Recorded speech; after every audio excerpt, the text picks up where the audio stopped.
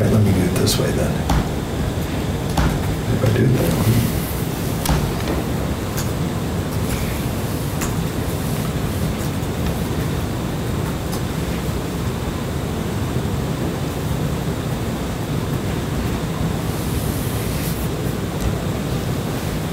Maybe there's something with our network, because Might be.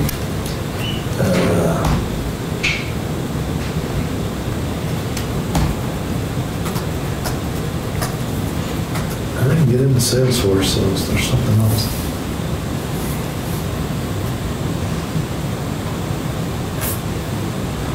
I can't get my mail open. Crazy, right? Yeah. Why is that?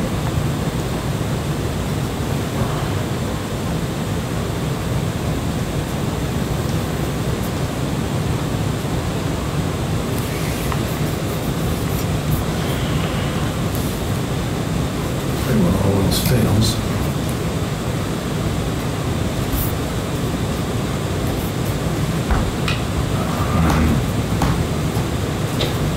No luck. It's okay, man. I can't. Because the reason I can't even get to email on my own PC. That analysis will help, because it's got all the information in it to do the analysis. Let me try to open it up here. Yeah, this is just weird. I got it. Okay. I turned it off, turned it back on. Yeah,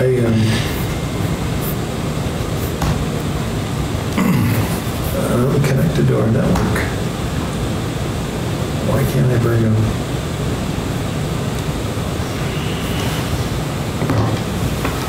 I have to shut this thing down. All right. Okay. Hold on, let me see something.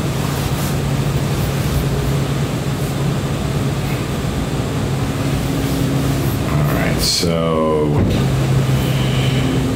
max new annual sales. So we have to sell $45 million.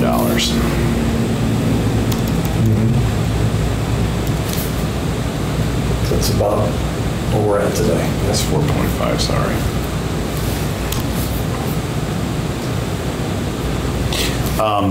What's our quota per sales rep? It's a roughly $1 million. Million. Yeah. It will be. It's a little lower for some of the new folks now. So this means we have 45 sales reps. I assume everybody makes their numbers. And they don't. And they don't. Right. Which is just an insane number. Says we've got to hit some big deals. Yeah. Yeah. You know. And you get 21 to 32 people there. That's about right. I mean. Yeah, if you looked at the other ones, but yeah. And all right, what's our average sales price? About $125K.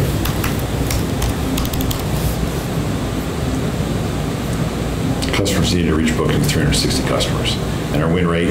35%. So we need 1,028 SQLs. Wow. That's a 20% conversion rate to, so an MQL, this is backwards, right? But an MQL, 5,100, the MQL, 10% of that, which is those are pretty aggressive numbers. Total interaction volume, 51,428, workdays period, 250, interactions per day. Total SDR headcount, 10. Wow. Now, we can change the numbers. No, right? I know. And of course, that's $1 million quota per rep averaged. So new guys might have more than cross-sell upsell, right? Right. But if I look at what our guys are doing or have done, we have a lot of new folks too, you know. There's only 3 folks on the sales team that have been here longer than a year. So that's another gating factor on what they can do, because they have to build their pipe and their book. I mean, so this is telling me that you're not going to make your number. Yeah, I mean, that's what my immediate reaction is. And I was trying to do the math that says if I need 50 people roughly at, let's say 200K fully loaded, that's probably low. Yeah. Then you're at 10 million. See, look at this. I'll just put the quote in. 22.5.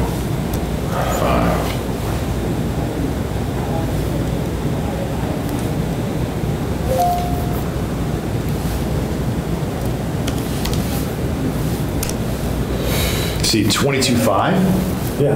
that's 22 salespeople. So, you know, I mean, obviously it's. Yeah, it's just what revenue can you realize? But look at this. That means you need 5 SDRs. And so I was doing the math that says we're trying to run it at about a 7% on the S part of the SG&A. So you think that's high or low? Low. So if we did that, if you say, well, let's just say, I did 10 million into 150, that's 6.6%. So that's 10 million spent. I know. So it's not, It's a 4-to-1 LTV to CAC ratio, so that's not bad. yeah, it's not too bad. No, it's not bad.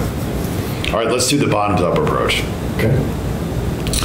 Penetrated customers, unpenetrated customers. So how many, this is really prospects. So if we have 800, These are existing, we have 800 existing clients. and then how many out there do we have this? Oh, put 100,000, I mean, it's just a massive number. Oh, sorry guys. It's hard to read this on this screen.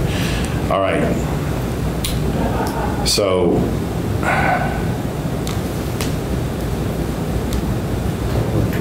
yeah, that's a bad formula. Sorry guys. Age 61.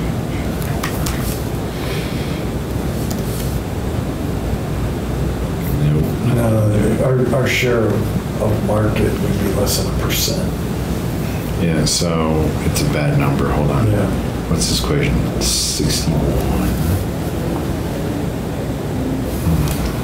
So this is.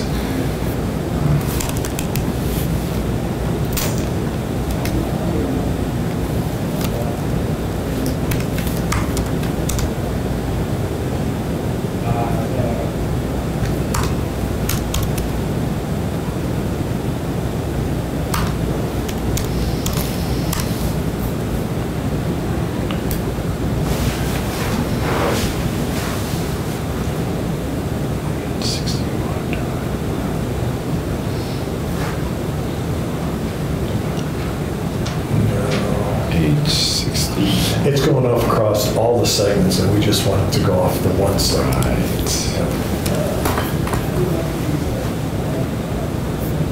Sorry, man. Just, No. This is age 61 divided by.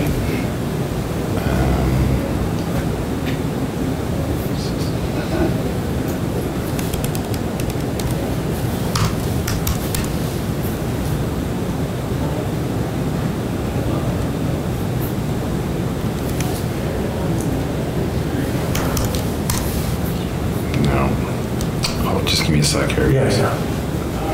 61. That's actually.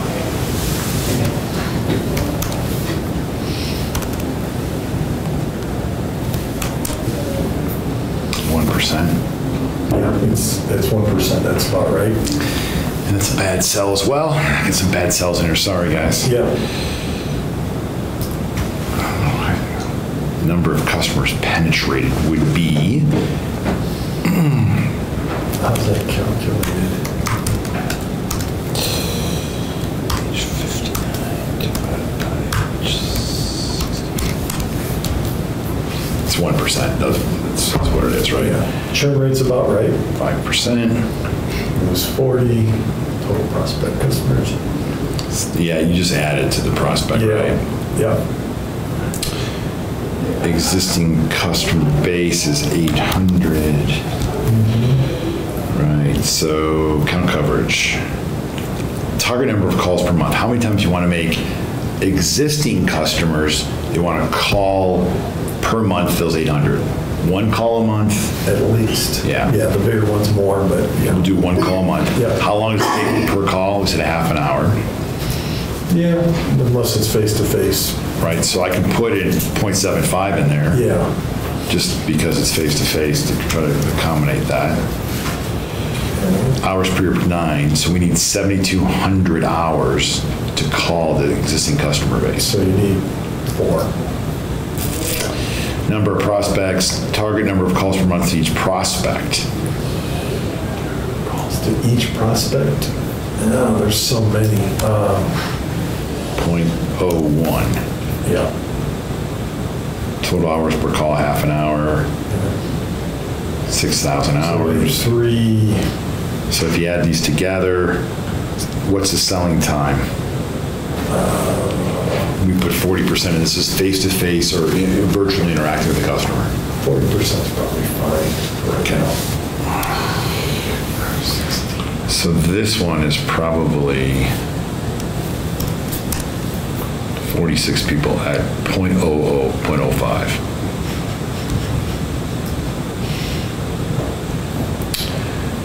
And total contacts per prospect, 3. Number of target interactions per month, 0.01. Oops.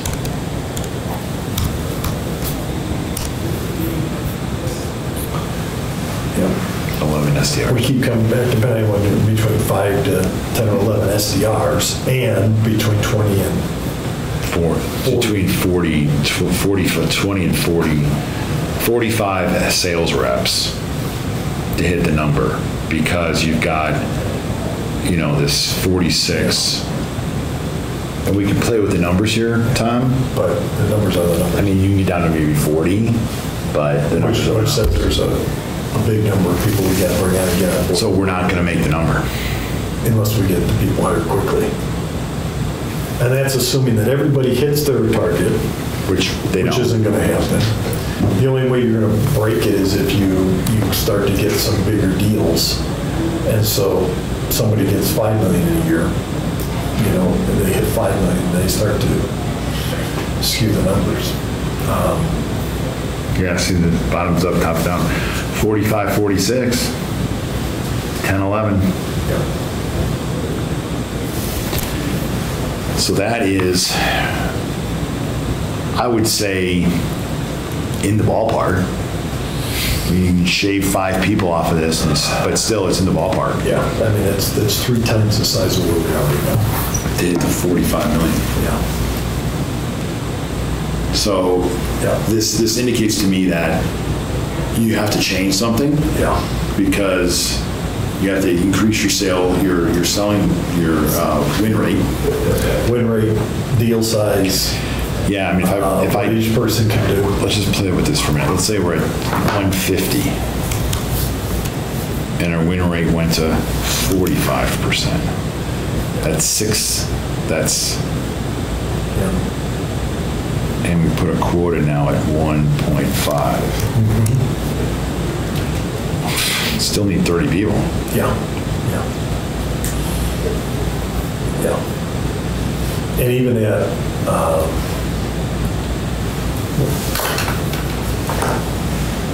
well, even at 50 people, we should be thinking of a budget of at least 10 to 12 million in sales next year, Yeah. which says, the question is no matter how we do this, got to improve win rates, got to get bigger deals, got to improve the lead generation so the salespeople can be more efficient. But we have a huge problem in terms of we just don't have enough bodies on the street. And an increment here or there isn't going to cut it. We really, and we have to then figure out where we're going to put them to drive this where we are today. Because if you say, let's just double the regional penetration. And so I've got 2 people in the Northwest and figure out where are we going to center them so that we can really drive it. And we have to stand up in the client management team. I mean, numbers don't lie, right? No. I mean, I put 1.5, which is unrealistic. Yeah, compared Right. to where we are today, yeah. And if we just say, let's go 40%, right? But this number's killing us, the 45 million. Yeah. Now you can argue maybe it's 35 million. And it's really, the reason why I played with that number of 22 versus 45 million is the timing of the revenue. Yeah. Maybe we won't have the attrition. Maybe if you get the client management in there, your attrition isn't as high. Right. So I cut it to 35 million. Okay. Still need 35 salespeople. Yeah. And that includes client managers and everything, yeah.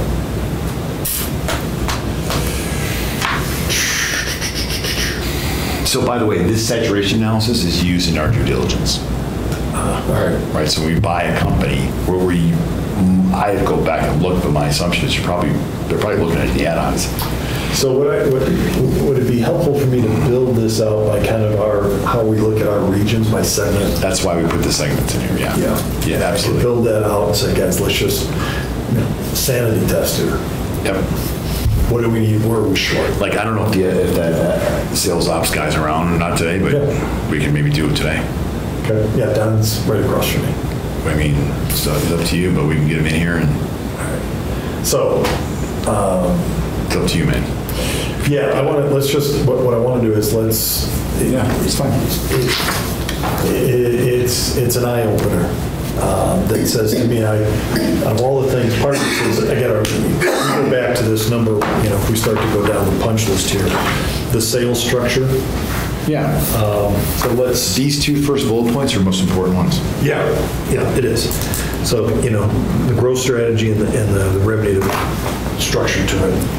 So let's just kind of prioritize, Dan, if we can, a list of what we need to action, right? So, to me, the kind of number one is I'm going to call it the org structure, the revenue map. And part of that is the saturation analysis, which will tell us number of and location.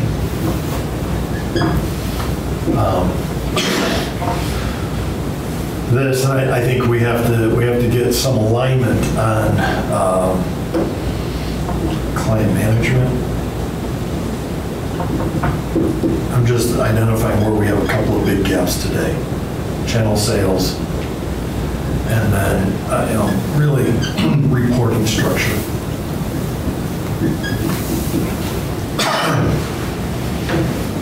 And all this kind of plays out into numbers and how we're hiring folks. What else am I missing on the Saturation analysis, client management, channel solution, reporting structure.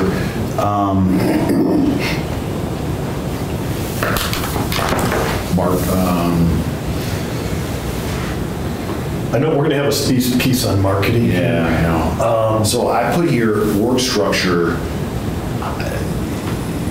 What's your abbreviation of revenue? Revenue map. How do you want to capture it? No, I was going to say sales organizational structure, type and quantity. Type is hunter-farmer. Yeah. And model, I'm sorry, type, quantity, and model, not in that order. Model means, is it geography-based? Do you have a key accounts program, right? That type of thing. Yeah. And then quantity means how many. Right. And then you determine that by, well, go ahead, keep going. Yeah, I'm just going to capture, I'm going to take a picture of this.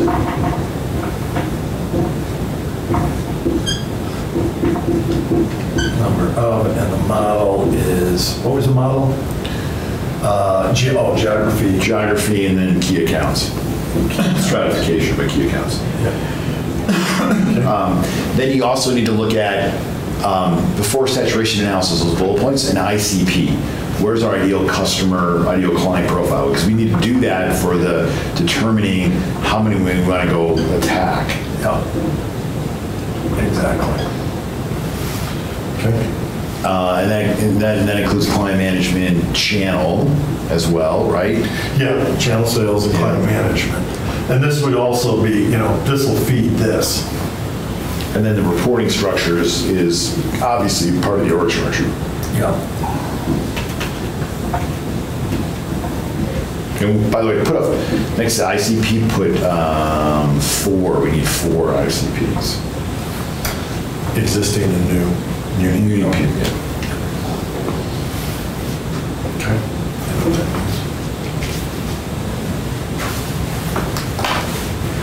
What else? That's sales org structure. That's a tremendous piece. Yeah. Because right now, you ain't gonna make it. No, I don't. Just numbers won't lie. All right.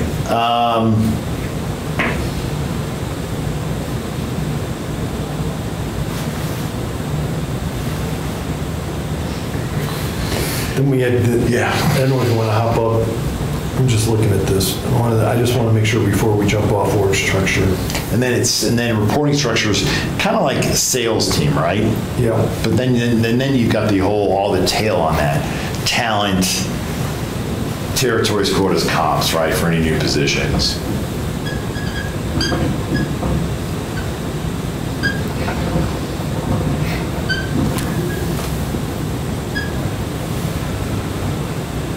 Okay.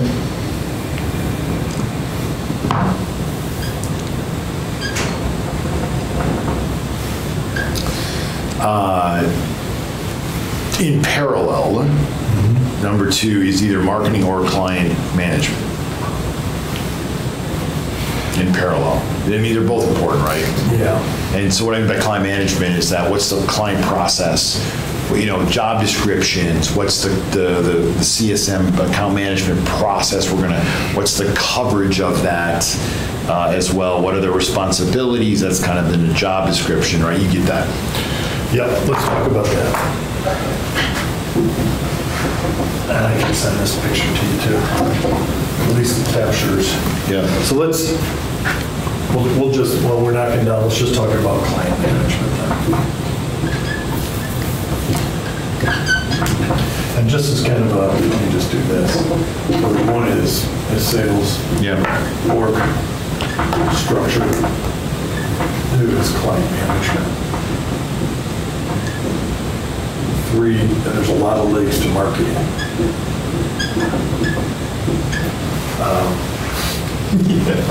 Yeah, I know. We'll break that one down here in a minute.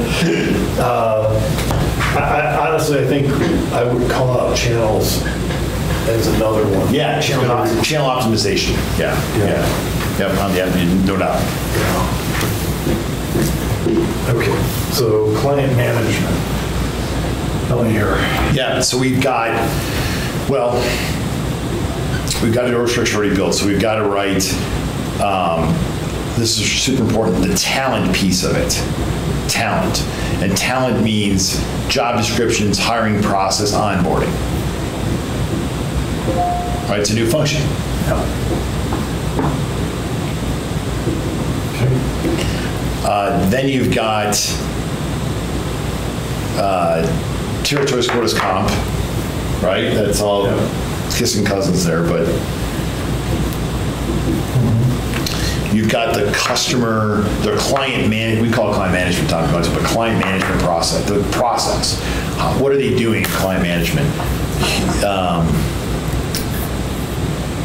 What do they do day to day, and whether you want to call it something else, but there's got to be a big playbook, right? What are you going to do day to day? Yeah, I was going to show you something here. Get your opinion on it real briefly.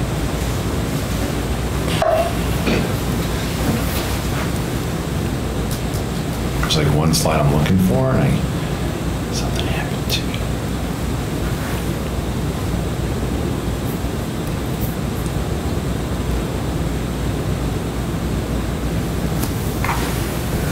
Planning, relationship management, op management when you have a cross-sell upsell opportunity, team management, cadence around that stuff, business review.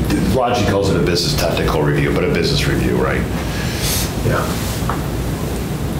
And so we can change this, Tom. No. I mean, I'm looking at it, and I'm mentally going off some other ones I've seen in the past. There's an account planning process. I got that. You prioritize what you're going to do. We don't do QBRs today. Business territory reviews. No, you're capturing most of it. Look, it's a starting point. Like, for instance, here's an account planning. It's the first step. Yeah. Here's the things that you should do as a customer success manager, right? And the exit criteria. I'm not saying it looked like this. No, I mean that, and I'm looking at, if you went back one slide, and I'm thinking about how we managed our account managers at Yeah. at Accenture, we actually had them build out forecasts and, the sales opportunities, all. That's all in there. And we can all talk, we can just change it, but I wanted to capture it on one slide, to say this is kind of what the whole thing is for someone to look at, and then break that out by, like I mentioned, like for instance, here's cadence, around that. Yeah.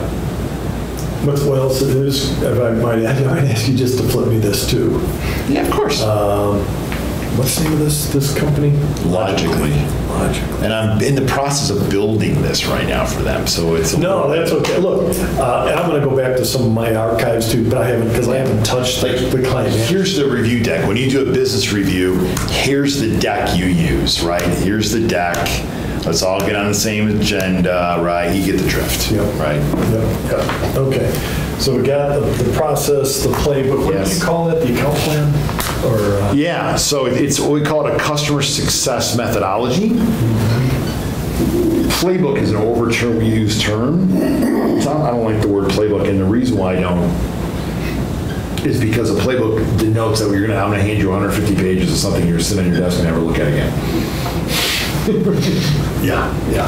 Where I like this, because this is the playbook, but it's broken up into, It becomes more, they can actually execute against it day to day. Right. The other thing I always say is that SharePoint is where documents go to die. They do. I know. It's the graveyard of documents. all right, sorry, I digress. No. I know what's in each of these. I'm just trying to think about. So we got territories in there. We've got the rest of the stuff flows like, CPQ. We got that. I mean, that's another project. Sales, that's another project. I don't want to get too complex. No, look, I think if we get us going. Look, if we got this piece done, we're 50% on our way. Yeah. Because we're saying, here's the gig talent, here's your territories quotas comp, where you're at and what you're going to get paid, and here's the process you need to go execute against. Yeah. The biggest challenge I'm going to have is selling this internally. Yeah. Because not that we don't, I don't think we don't need it, but we push this off. And if you look at what they're thinking about, they're going to have account managers in reporting to ops in each region. Well, I was in Brad in the bathroom, and I said, he goes, what are you guys talking about? I said, well, I'm going to have to come back to do your assessment, but we're talking about 2020. He goes, yeah, we talked about account management and whether that was reports to ops or sales. And I go, well, I've got an opinion about that. I'd love to share with you sometime. He probably smiled. Yeah, he did. Because you could sit there and say, well, we'll ignore the reporting. I guess this is another one too, kind of reporting structure. I wasn't thinking about that. But you could say, well, let's put all of this in place. But day to day, what's going to be their mind share? Well, that's going to be firefighting. That right there has all these employees reporting to the... Doesn't, no. This guy's not an account manager, he's an ops manager. He's an ops manager. Yeah, I know. They're giving him a name. Like I said, I don't think I think the model this is flawed. One just like floor. You want to go and tackle the guy that's consulted to. Just call him dirty names. Well, and there was some politics, I think, behind this with the guys in Florida that were the acquired companies that wanted to maintain their control so they could build an empire here. Push off Loveland. You're reading it. Yeah, I know. All right, let me take a picture of this. Okay. And then let's talk about marketing. Do you have a question for you, though? I worked out this morning. Can we get lunch? Yeah. Noon at 12:30. Doesn't matter. I just want to be sure we Do don't... you want us to have something brought in? What do you want think? to just pop out for a little bit? What do you think? Depends what you guys like to eat. There's nothing really like... Sandwich. A sandwich? Let me get Jane to come in. Is that all right? Yeah. Let me get stuff from Panera and some other places. Perfect. Let me just quickly get her to come on in. We'll get some orders and get it going. That'd be great. Thank you. See, I'm taking care of you, man. What's that? I'm taking care of you. It's all about the food. Nice.